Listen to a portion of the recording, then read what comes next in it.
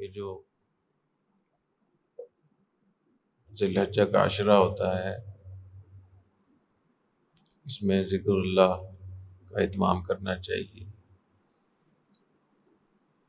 اور اس کو یہ افضل ایام الدنیا ان کو کہا گیا ہے۔ جتنے بھی ایام ہیں دنیا میں، ان سب میں افضل یہ 10 دن ہیں، ایسا عشرہ ہے یہ۔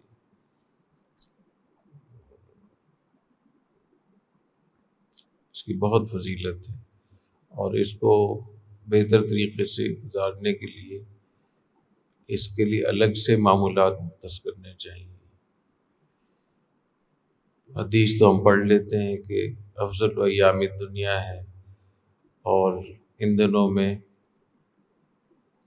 ذکر اللہ، تسبیح، تحلیل، لا الہ الا اللہ، سبحان اللہ، الحمدللہ، اس سے بہتر اور کوئی عمل نہیں ہے۔ یعنی ان 10 دنوں میں جو بھی نیکیاں کی جائیں گی، ان کے مقابلے میں دوسرے دنوں کی نیکیاں وہ اس کے برابر نہیں ہو سکتی۔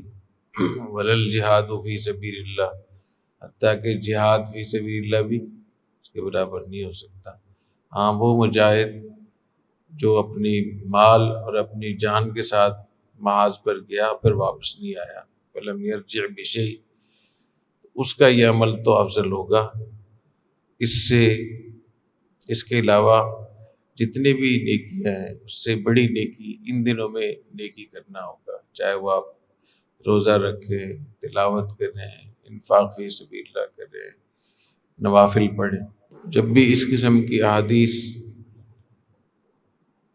آپ پڑھیں سنیں، اس پہ عمل کا جذبہ بیدار ہونا چاہیے، اور طے کر لینا چاہیے کہ ان دنوں میں کتنی میں تلاوت کروں گا، کتنی مرتبہ لا الہ الا اللہ پڑھوں گا، تسبیح کتنی مرتبہ ہوگی، نوافل کتنے ہوں گے۔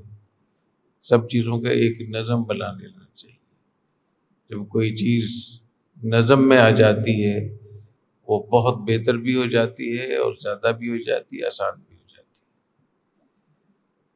کسی وقت، کسی دن کوئی نیکی کا کام کر لیں گے، اس سے کچھ بھی نہیں ہوتا ہے۔ ابھی جیسے آپ سن رہے ہیں، بیٹھے بیٹھے کوئی عزم کر لیں، روزانہ ان دنوں میں اتنی مرتبہ استغفار پڑھیں گے، اتنی مرتبہ لا الہ الا اللہ پڑھیں گے، اتنی مرتبہ سبحان اللہ کہیں گے، لا الہ الا اللہ وحدہ لا شریک لہ لہ الملک ولہ الحمد وہو علی کل شیء قدیر۔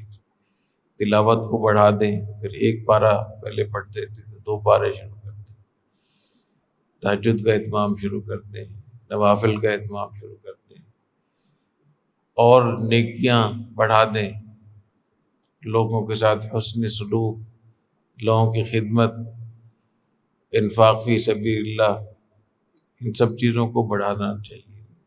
اللہ تعالیٰ عمل کی توفیق عطا فرمائے۔